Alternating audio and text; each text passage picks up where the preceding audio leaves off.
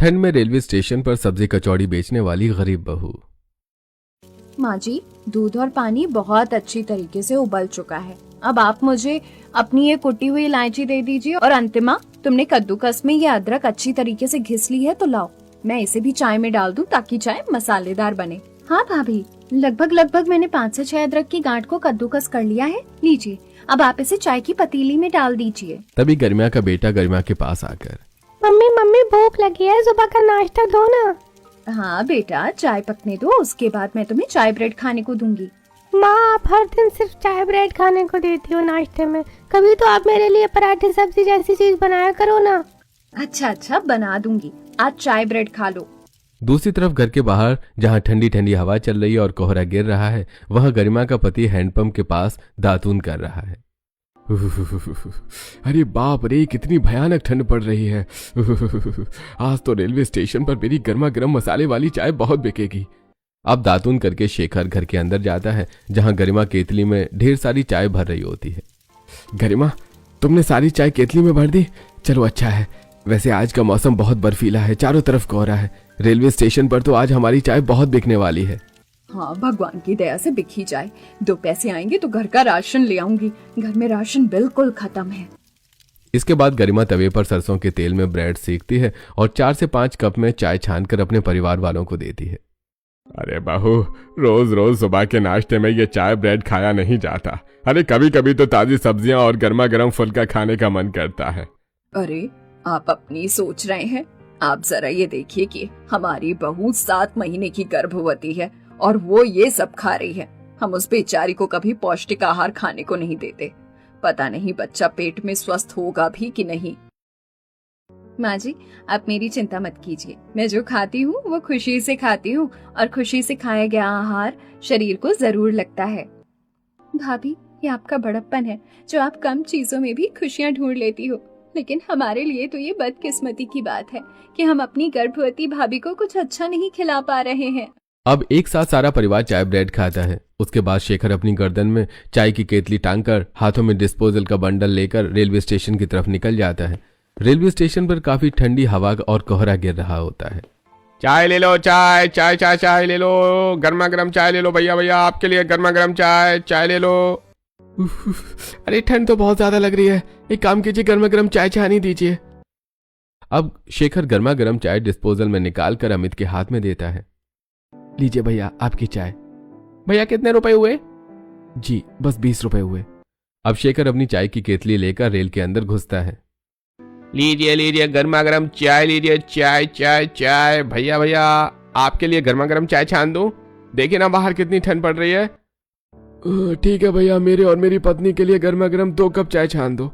अब शेखर 2 डिस्पोजल में चाय छानकर ग्राहक को दे देता है। इसके बाद शेखर स्टेशन पर आता है और घूमकर वो कई ग्राहकों को चाय बेचता है। तभी स्टेशन पर एक आदमी अपने स्टॉल पर सब्जी कचौड़ी बेच रहा होता है। कुछ ग्राहक जो स्टॉल के पास खड़े होकर सब्जी कचौड़ी खा रहे होते हैं, उन सभी के चेहरे पर गुस्सा होता है। अरे भैया, ये कचौड़ी तो बिल्कुल भी खस्ता नहीं है और ये आलू की सब्जी भी ऐसी लग रही है जैसे बासी हो। अगर कॉलेज के लिए देर नहीं हो रही होती तो मैं आपकी बासी सब्जी कचौड़ी कभी नहीं खाती।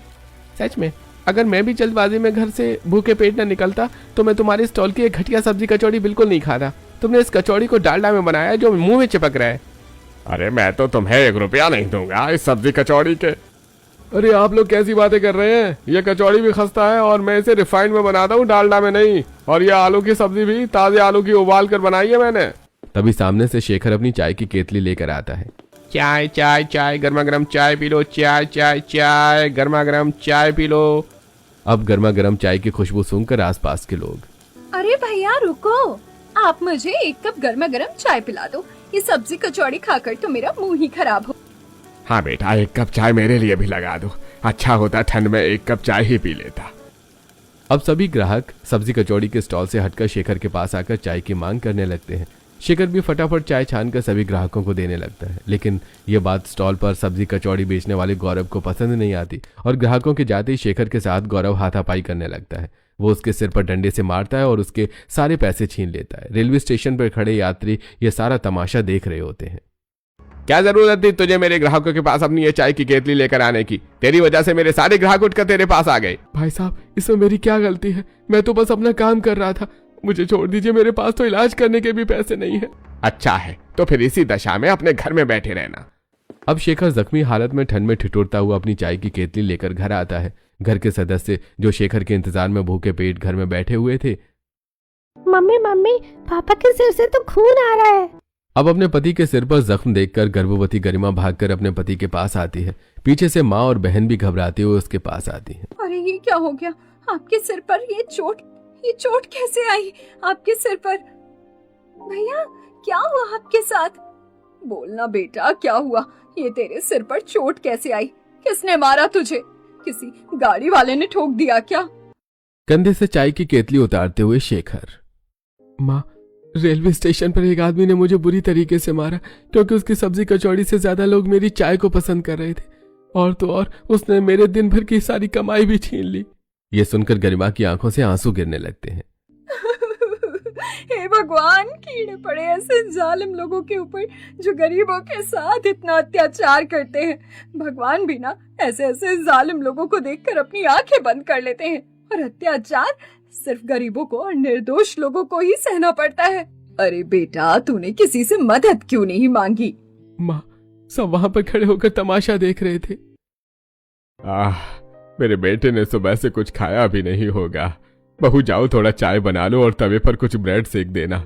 सोचा था बेटा 2 पैसा कमा कर लाएगा तो रात को कुछ अच्छा खाने को मिलेगा, लेकिन भगवान ने तो उस पर भी कहर ढा दिया। अब गर्भवती गरिमा जो सुबह से इस आस में थी कि उसका पति कुछ कमा कर लाया होगा तो वो कुछ अच्छा पकाकर खाएगी, लेकिन अब वही चूल्हा फूंक कर अपने ससुराल वालों के लिए चाय और ब्रेड सेक रही होती है और कुछ देर बाद सभी को खाने को देती है। अब पूरा परिवार चाय ब्रेड खाकर जमीन पर बिस्तर करके सोने लगता है, लेकिन तभी आधी रात में गरिमा के छप्पर के घर की खिड़कियां ठंडी हवा के झोंके से टूटकर गिर जाती हैं और ठंडी हवा तेजी से घर के अंदर आने लगती है। मोनू ठंड से उठकर अपने सीने को पकड़ कर कहता है, मम्मी, ठंड में मेरे सीने में बहुत दर्द हो रहा है, नाक भी जाम हो रही है, मैं सांस भी नहीं ले पा रहा हूँ। तभी तेज तेज छींकती हुई गरिमा। अच्छा, हाँ बेटा, घर की खिड़कियां टूट गई है ना, इसलिए ठंड सीधे घर के अंदर आ रही है। अब घर के सभी सदस्य उठकर बैठ जाते हैं। ये छप्पर का घर अब मरम्मत मांग रहा है, लेकिन हमारे गरीब परिवार के पास इतने पैसे कहाँ कि हम इसे ठीक करवा पाएं। रुको बहू, मैं तुम्हारे लिए थोड़ी सी आग जला देती हूँ। तुम गर्भवती हो, कहीं तुम्हारी सेहत बिगड़ी तो बच्चे पर भी असर पड़ेगा। अब गरिमा चूल्हे में लकड़ियां जलाकर उस आग को एक बर्तन में लाकर घर के बीच में रखती है। अब टूटी खिड़कियों से आती ठंडी ठंडी हवाओं के बीच में बैठकर वो गरीब परिवार आग सेक रहा होता है। अब अगले दिन माथे पर पट्टी बांधकर शेखर चाय की केतली लेकर रेलवे स्टेशन पर चाय बेचने जाता है। दूसरी तरफ गरिमा अपने बेटे को लेकर गांव के छोटे से बाजार में आती है और सस्ती सस्ती सब्जियों को खरीद रही होती है। तभी मोनू ठेले पर स्वादिष्ट सब्जी कचौड़ी बिकती देखकर, मम्मी मम्मी मम्मी, मुझे ये सब्जी कचौड़ी खानी है। देखो सब ठंड में कितने मजे से सब्जी कचौड़ी खा रहे हैं। मैं अंकल को बोलूं कि वो मेरे लिए एक सब्जी कचौड़ी लगा दे। गरीब गरिमा घबराकर अपने बेटे का हाथ पीछे खींचती हुई, अरे नहीं नहीं, हम ये सब्जी कचौड़ी नहीं खा सकते बेटा, ये बहुत महंगी आती हैं। मम्मी मम्मी, खिला दो ना सब्जी कचौड़ी, मेरा बहुत मन कर रहा है। देखो सब कितने मजे से खा रहे हैं। खिला दूंगी बेटा, खिला दूंगी, कभी और खिला दूंगी, अभी पैसे नहीं है, चलो घर चलो। अब गरिमा अपने बेटे को लेकर घर आती है। अरे क्या हुआ? मोनू का मुंह क्यों लटका हुआ है भाभी? कुछ नहीं अंतिमा, ये बाजार में बिकती सब्जी कचौड़ी को देखकर सब्जी कचौड़ी खाने की जिद करने लगा था, और तुम तो जानती हो मेरे पास पैसे कम थे। तुम्हारे 7 साल के बेटे का जीभ कुछ ज्यादा ही चटोरा है। ये नहीं कि माँ जो भी बनाती है चुपचाप खा लूं। कोई बात नहीं माँ, बच्चा ही तो है। चलिए शेखर आते ही होंगे, मैं अब खाना बना देती हूँ। भाभी आप प्रेग्नेंट है, चलिए मैं आपकी खाना बनाने में मदद करवा देती हूँ। अब गरिमा अपनी नंदी के साथ मिलकर चूल्हे पर सब्जी और रोटी बनाती है। कुछ देर बाद शेखर भी घर आता है। जी, आज कितने कप चाय बिकी रेलवे स्टेशन पर? गरिमा, रेलवे स्टेशन पर कई तरह की चीजें खाने पीने को मिलती है, जिससे लोग चाय से ज्यादा अन्य चीजों को खाने में दिलचस्पी रखते हैं, इसलिए ज्यादा कमाई भी नहीं हो पाती है। आज भी बस 100-150 रुपए ही कमा पाया हूँ। ये तो बहुत कम है जी, मेरा 7वां महीना चल रहा है, मुझे अपने लिए दवाइयाँ भी लानी होती हैं। मैं क्या करूँ गरिमा, मैं भी कोशिश कर ही रहा हूँ 2 पैसे ज्यादा कमा लूं, लेकिन हो ही नहीं पाता। अब गरिमा दाल रोटी बनाकर अपने घर वालों को परोसती है और सारा परिवार बैठकर खाना खाता है। अगले दिन गरिमा का बेटा घर के बाहर खेल रहा होता है। तभी पड़ोस की सुषमा की बेटी चिंकी सब्जी कचौड़ी खाते हुए मोनू के पास आती है। मोनू, मोनू देख, मेरी मम्मी ने तो मेरे लिए गर्मा गर्म खस्ता खस्ता कचौरियाँ और आलू की सब्जी बनाई है। ये सब्जी कचौड़ी बहुत स्वादिष्ट है खाने में। अच्छा, तू सब्जी कचौड़ी खा रही है? मैंने तो कल बाजार में बिकते हुए देखा था, पर मेरी मम्मी ने मुझे नहीं खिलाया। बोल रही थी वो बहुत महंगी आती है। मेरी मम्मी तो घर पर ही बना देती है सब्जी कचौड़ी। अच्छा, मुझे भी खिलाना। मैंने आज तक कभी सब्जी कचौड़ी नहीं खाई। नहीं, मैं नहीं दूंगी। मेरी मम्मी ने ये मेरे लिए बनाया है। जा अपनी मम्मी से मांग। अब रोते रोते मोनू अपनी मम्मी के पास आता है। मम्मी मम्मी, आपने मुझे उस दिन बाजार में सब्जी कचौड़ी नहीं खिलाई थी ना? देखो, पिंकी की मम्मी ने तो उसके लिए वो सब्जी कचौड़ी घर पर ही बना दी। आप मेरे लिए कब बनाओगे सब्जी कचौड़ी? देखो कैसे ये सब्जी कचौड़ी के लिए पूरा घर सिर पर उठाकर बैठा है। अरे तेरी माँ बीमार है, वो ये सब नहीं बना पाएगी। जाकर पढ़ाई कर। नहीं माँ जी, रुकिए, आज मैं मोनू के लिए सब्जी कचौड़ी बना ही देती हूँ। बहुत दिनों से जिद कर रहा है। अब गरिमा अपने मिट्टी के चूल्हे के पास आती है, जहाँ हफ्ते की सारी सब्जियां खत्म हो चुकी होती हैं और आटे के डिब्बे में भी 1 से 2 मुट्ठी ही आटा होता है। अरे सोचा था मैदा नहीं खरीद सकती तो आटे से ही कचौड़ियाँ बना लूंगी, लेकिन घर में तो आटा भी खत्म है और आलू भी बस 2-4 है। इसमें सब्जी और कचौड़ी कैसे बनेगी? एक काम करती हूँ, जैसे तैसे इसी में बना देती हूँ। अब गरिमा चूल्हे पर आलू उबलने को रखकर आटे को अच्छे से गूंथने लगती है। आटा गूंथने के बाद गरिमा उबले आलू को छीलकर चूल्हे पर कढ़ाई चढ़ाती है। फिर तेल गरम करके उसमें 5 तरह का फौरन, आधा टमाटर, 1 प्याज डालकर उसे अच्छे से भूनती है। फिर उसमें आलू, थोड़ा पानी और चटपटे मसाले डालकर गरिमा सब्जी को अच्छे से पका लेती है। अब सब्जी पकते ही गरिमा कढ़ाई में आटे की कचौड़ियाँ तलने लगती है। दूसरी तरफ शेखर भी चाय बेचकर घर आ जाता है। लगता है शेखर जी भी आ गए हैं। चलो, सब्जी कचौड़ी भी बनकर तैयार है, अब सबको यही परोस देती हूँ। अब गरिमा कटोरे में गर्मा गर्म सब्जी निकालकर प्लेट में सबके लिए 1-1 कचौड़ी रखकर सबके आगे परोसती है। अरे वाह, भले भले, मम्मी ने मेरी मनपसंद सब्जी कचौड़ी बना दी। अब सभी लोग सब्जी कचौड़ी खाना शुरू करते हैं। गरिमा, ये कचौड़ियाँ तुमने कैसे बनाई हैं? ये तो बहुत स्वादिष्ट बनी है। हमारे पास मैदा था क्या? नहीं जी, हम गरीबों के पास कहाँ इतने पैसे हैं कि हम मैदा खरीद कर लेकर आए। मैंने तो ये कचौड़ियाँ घर में रखे आटे से ही बनाई हैं, और ये अभी नरम है ना, इसलिए आपको खस्ता लग रही है खाने में। कमाल है बहू, तुम्हारे हाथ में तो अन्नपूर्णा का वास है, तभी तो तुम कम चीजों में भी इतना स्वादिष्ट खाना बना लेती हो। वैसे गरिमा, तुम्हें पता है जिससे मेरी लड़ाई हुई थी वो अभी रेलवे स्टेशन पर सब्जी कचौड़ी बेचता है, लेकिन उसकी सब्जी कचौड़ी बिल्कुल भी स्वादिष्ट नहीं होती। ग्राहक वो बासी सब्जी कचौड़ी मन मार कर खाते हैं। अरे पापा, ये तो बहुत गलत बात है। पेट भरने के लिए इंसान को गंदी चीज नहीं खानी चाहिए। मम्मी, आप जाकर रेलवे स्टेशन पर अच्छे तरीके से सब्जी कचौड़ी बनाकर बेचिए, ताकि लोगों को उस आदमी की गंदी कचौड़ियाँ ना खानी पड़े। इससे हमें भी कुछ पैसे मिल जाएंगे और लोग भी स्वस्थ रहेंगे। अब अपने बेटे की बात सुनकर गरिमा को एक नए व्यापार का आइडिया मिलता है, लेकिन फिर गरिमा, वैसे शेखर जी, हमारा बेटा कह तो सही रहा है, लेकिन अभी हमारे पास इतने पैसे नहीं है कि हम कोई दुकान लगा पाए रेलवे स्टेशन पर।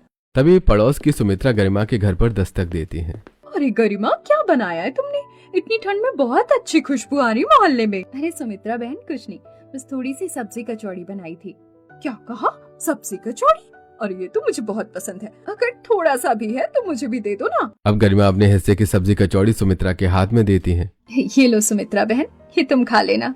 अब सुमित्रा अपने घर पर गरिमा की सब्जी कचौड़ी खाकर, अरे बाप रे, गरिमा ने तो बहुत स्वादिष्ट सब्जी कचौड़ी बनाई है। एक काम करूंगी, कल मेरे बेटे का जन्मदिन है, गरिमा से कहूंगी कि वो मेरे घर पर आकर भी ये सब्जी कचौड़ी बना दे। अब अगले दिन सुमित्रा गरिमा से, गरिमा, तुम्हारे हाथ की वो सब्जी कचौड़ी बहुत स्वादिष्ट थी। क्या क्या डाला था मैदे में? कचौड़ियाँ बहुत खस्ता थी। वो मैदे की नहीं, आटे की कचौड़ी थी और आलू की सब्जी। क्या सच में? गरिमा देखो, वैसे तो तुम गर्भवती हो, मुझे तुम्हें ये सब बोलना नहीं चाहिए, लेकिन मैं चाहती हूँ कि अगर तुम मेरे बेटे के जन्मदिन पर इसी तरह से सब्जी कचौड़ी बना दो तो बहुत बड़ी मेहरबानी होगी। ठीक है, कोई बात नहीं, मैं बना दूंगी। अब कड़ाके की ठंड में गर्भवती गरिमा सुमित्रा के घर में उसके बेटे के जन्मदिन पर वही सब्जी कचौड़ी बनाती हैं, जो कि मेहमानों को बहुत पसंद आती है। मेहमानों के जाने के बाद सुमित्रा कुछ पैसे गरिमा को देते हुए, गरिमा ये लो, ये कुछ पैसे रखो, और देखो तुम्हारी सब्जी कचौड़ी मेहमानों को कितनी पसंद आई, मुझे बहुत खुशी हुई। हाँ वो तो ठीक है, पर इन पैसों की क्या जरूरत थी? नहीं, तुमने मेहनत की है, इसे रखो तुम। और सुनो, मैं तो कहती हूँ कि तुम इतनी स्वादिष्ट सब्जी कचौड़ी बनाती हो, तुम्हें तो इसे बाजारों या रेलवे स्टेशन पर भी बेचना चाहिए। तुम्हारा पति भी तो रेलवे स्टेशन पर ही चाय बेचता है। अब गरिमा सुमित्रा की सारी बात घर वालों से कहती है। गरिमा, जो बात सुमित्रा दीदी ने तुमसे कही है वो तो हमारा बेटा भी कह रहा था, लेकिन तुम खुद देखो, तुम गर्भवती हो, तुम रेलवे स्टेशन पर सब्जी कचौड़ी कैसे बेचोगी? देखिए, मैं आपको सब्जी कचौड़ी बनाकर दे दूंगी, आप जाकर उसे रेलवे स्टेशन पर बेचिएगा। हाँ बेटा, ये ठीक रहेगा। भगवान के दिन ऐसे एक बार ये व्यापार चल गया तो हमारी बहू गर्भवती है, उसके इलाज में भी पैसे चाहिए होंगे, इससे हमारा खर्चा पानी निकल जाएगा।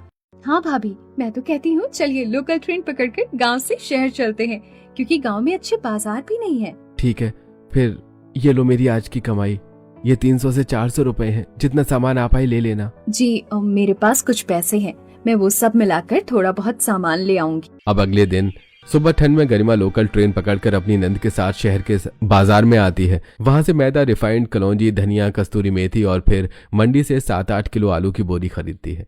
फिर लोकल ट्रेन पकड़कर घर आ रही होती है। तभी ट्रेन में लोगों की भीड़ और छोटे छोटे स्टॉल को देखकर गरिमा, देखो अंतिमा, यहाँ कितने सारे लोग हैं और कितने सारे स्टॉल भी हैं। तुम्हारे भैया भी ऐसे ही मेरे हाथ की बनी सब्जी कचौड़ी बेचने आएंगे। हाँ भाभी, और यहाँ तो लोगों की इतनी भीड़ है कि यहाँ पर आपकी सब्जी कचौड़ी 5 मिनट में बिककर खत्म भी हो जाएगी। अब अंतिमा और गरिमा घर आती हैं। बहू, आ गया सारा सामान, और तू ठीक तो है ना? तू चली गई थी, मुझे तो बहुत चिंता सता रही थी कि मैंने क्यों ही अपनी गर्भवती बहू को इतनी दूर भेज दिया। अरे माँ जी, मैं ठीक हूँ, मुझे कुछ नहीं हुआ, और देखिए सारा सामान भी आ गया। अब अगले दिन गरिमा की सास और नंद मिलकर सब्जी कचौड़ी बनाने की तैयारी करती हैं।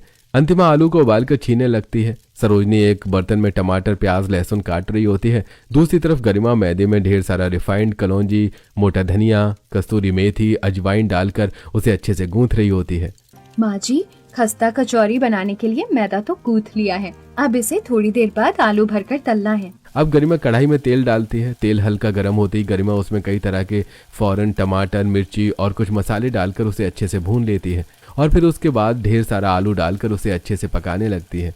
अब आलू को अच्छे से मसाले में भूनने के बाद गरिमा उसके अंदर नमक, पानी डालती है और फिर सब्जी को अच्छे से पकाने लगती है। सब्जी बनने के बाद गरिमा उसमें हरा धनिया डालकर उसके गार्निश करती है। इसके बाद गरिमा मैदे की छोटी छोटी लोई काटकर उसमें आलू का मसाला भरकर तेल में गर्मा गर्म कचौड़ियां तलने लगती है। तभी खुशबू को सूंघते हुए महेश और शेखर वहां आ जाते हैं।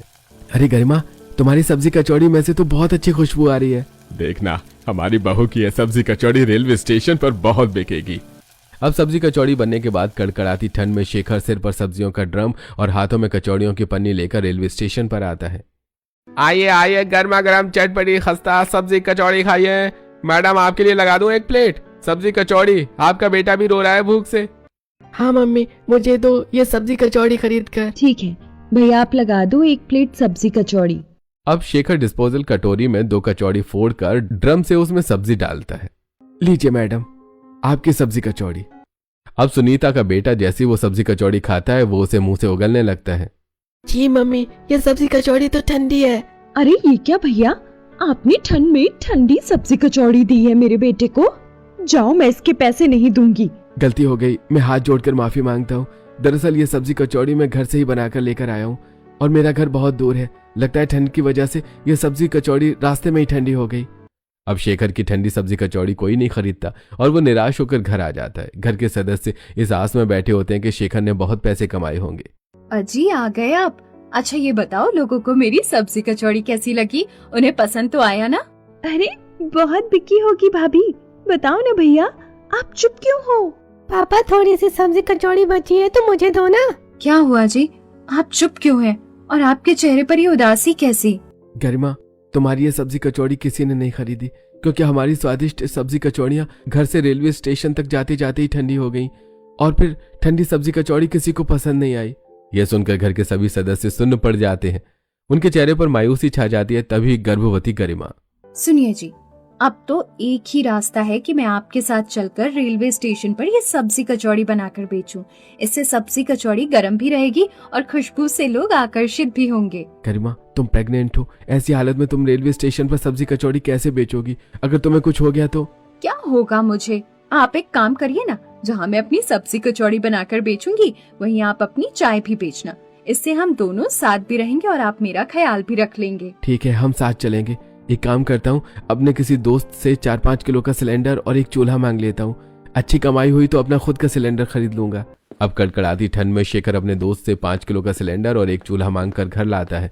अब अगले दिन गरिमा अपने पति के साथ कचौड़ी सब्जी बनाने की सभी सामग्री को लेकर रेलवे स्टेशन पर आती हैं, जहां चारों तरफ बर्फीली हवा चल रही होती है। गरिमा, तुम्हें ज्यादा ठंड तो नहीं लग रही है ना? जी मैं ठीक हूँ, पर मैं क्या सोच रही हूँ कि मैं प्लेटफॉर्म नंबर 1 पर ही बैठकर अपनी सब्जी कचौड़ी बेचूं, क्योंकि सभी पैसेंजर यहीं से होते हुए जाते हैं। अब पहले प्लेटफॉर्म पर ही बैठकर गरिमा गैस पर अपनी सब्जी कचौड़ी बनाने लगती है। अब आसपास घूमते पैसेंजर। बबली, तुमने अभी तक कुछ खाया नहीं है ना? चलो मैं तुम्हें चिप्स दिला देती हूँ, चिप्स खा लेना। नहीं मम्मी, मुझे चिप्स नहीं खाना, मुझे उस आंटी के हाथ की सब्जी कचौड़ी खानी है। देखो कितनी अच्छी खुशबू आ रही है सब्जी कचौड़ी में से। खुशबू तो अच्छी आ रही है, चलो मिलकर खाते हैं। सुनिए, मेरे और मेरी बेटी के लिए गर्मा गर्म सब्जी कचौड़ी लगा दीजिए। हाँ, मैं अभी लगाती हूँ। अब गरिमा फटाफट सब्जी कचौड़ी निकालकर ग्राहक के हाथ में देती है। ग्राहक सब्जी कचौड़ी खाकर, अरे आपकी ये सब्जी कचौड़ी तो बहुत स्वादिष्ट है। हाँ मम्मी, ये तो बहुत टेस्टी है। अब धीरे धीरे गरिमा की सब्जी कचौड़ी की खुशबू सूंघकर कई ग्राहक उसके पास आने लगते हैं। अरे बहू, तुम्हारी सब्जी कचौड़ी से तो बहुत अच्छी खुशबू आ रही है। एक काम करो, 1 प्लेट सब्जी कचौड़ी मेरे लिए भी लगा दो। अरे तुम तो वही चाय वाले हो, एक काम करो, 1 कप चाय भी लगा दो। जी अभी देता हूँ। हाँ, मेरे लिए भी सब्जी कचौड़ी और 1 कप गर्मा गर्म चाय लगा दो। अब खुशी खुशी गरिमा सबको सब्जी कचौड़ी परोसती है। वहीं उसका पति शेखर गर्मा गर्म चाय छानकर ग्राहक के हाथ में देता है। अब शाम तक गरिमा की अच्छी कमाई हो जाती है। वहीं दूसरी सब्जी कचौड़ी के स्टॉल वाले पूरे दिन मक्खी मारते रह जाते हैं। पता नहीं आज कोई ग्राहक आया क्यों नहीं, सारी सब्जी कचौड़ी ऐसी की ऐसी धरी रह गई। अब अगले दिन गरिमा रेलवे स्टेशन पर घूम घूम कर सब्जी कचौड़ी बेचने लगती है। रेल से उतरते खचाखच पैसेंजर गरिमा के हाथ की सब्जी कचौड़ी की खुशबू को सूंघ, ओहो क्या खुशबू आ रही है। सुबह से कुछ नहीं खाया था, अब ठंड में गरम गरम सब्जी कचौड़ी खाकर मजा आ जाएगा। दीदी 1 प्लेट मेरे लिए लगाना ये सब्जी कचौड़ी। 1 प्लेट मेरे लिए भी। 1 प्लेट मेरे लिए भी। जी मैं अभी देती हूँ। अब गरिमा फटाफट ड्रम से गरम गरम कचौड़ी पर चटपटी सब्जी डालकर ग्राहकों को देती है। सुनिए जी, सब्जी खत्म होने वाली है, माँ को बोलिए ना कि वो थोड़ी सब्जी घर से बना कर ले आए। अब शेखर फोन करके घर से अपनी माँ और बहन से सब्जी मंगवाता है, जिसे गरिमा गरम करके ग्राहकों को बेचती है। अब हर दिन की मेहनत से धीरे धीरे गरिमा की कमाई बढ़ने लगती है। लेकिन तभी एक दिन दूसरे दुकानदार जबरन गरिमा के चूल्हे और बर्तन को उठाकर फेंकते हुए, अरे बंद करो अपनी इस सब्जी कचौड़ी की दुकान को, जब से तुम आई हो तब से हम लोगों का तो धंधा ही चौपट हो गया है। अरे रुक जाइए, हमने आपका क्या बिगाड़ा है? हम जो कर रहे हैं अपनी मेहनत से कर रहे हैं। अरे तू तो पहले भी मुझसे पिटा था ना, लगता है मार का असर खत्म हो गया है, तभी तू दोबारा हमारे स्टॉल के पास आकर अपने स्टॉल लगाकर बैठा है। नहीं जी, आप तो प्लेटफॉर्म नंबर 5 पर हो और हम 1 पर, मैं तो बहुत दूर हूँ। अब दूसरे स्टॉल के मालिक शेखर के साथ हाथापाई पर उतर आते हैं। अरे छोड़ दीजिए मेरे पति को, आप लोगों को शर्म नहीं आती? एक गरीब औरत जो गर्भवती होकर दिन रात मेहनत करके अपना घर चला रही है, आपको मेरी मदद करनी चाहिए, तो आप ईर्ष्या करते हुए मेरे छोटे से रोजगार को तहस नहस कर रहे हैं। अब वो लोग गरिमा की एक नहीं सुनते और गरिमा को धक्का देते हुए उसका सारा सामान फेंकने लगते हैं और शेखर पर भी बर्तन फेंक कर वार करने लगते हैं। छोड़ दीजिए मेरे पति को। छोड़ दो मुझे। अब गरिमा बिलक बिलक कर रो रही होती है कि तभी वहां ट्रेन में काम करने वाले पुलिस और सीनियर अथॉरिटी आते हैं और आते ही, पुलिस सर मेरी मदद कीजिए ना, ये लोग मुझ गरीब को बहुत सता रहे हैं, इन्होंने मेरे पति को भी बहुत मारा। आप आसपास के लोगों से पूछिए, आप लोग बोलिए ना कि ये गुंडे हमें कितना परेशान कर रहे हैं। बहू तुम घबराओ मत, हमने कैमरे में सब देख लिया है। ए, छोड़ो इसे। अब पुलिस गौरव और पुनीत को हथकड़ी पहनाती है। तभी सीनियर अथॉरिटी गरिमा से, बहू हम जानते हैं कि तुम यहाँ बहुत ईमानदारी से अपनी दुकान लगाती हो और तुम्हारी ये सब्जी कचौड़ी रेल के सभी पैसेंजर खाते हैं। अब चूंकि तुम ईमानदार हो और नेक दिल हो, इसलिए आज से तुम यहाँ पर परमानेंट अपना सब्जी कचौड़ी का स्टॉल लगाओ। स्टॉल की सुविधा मैं तुम्हें दूंगा। आपका बहुत बहुत शुक्रिया सर, लेकिन मैं उस स्टॉल का हर महीने का आपको हफ्ता नहीं दे पाऊंगी।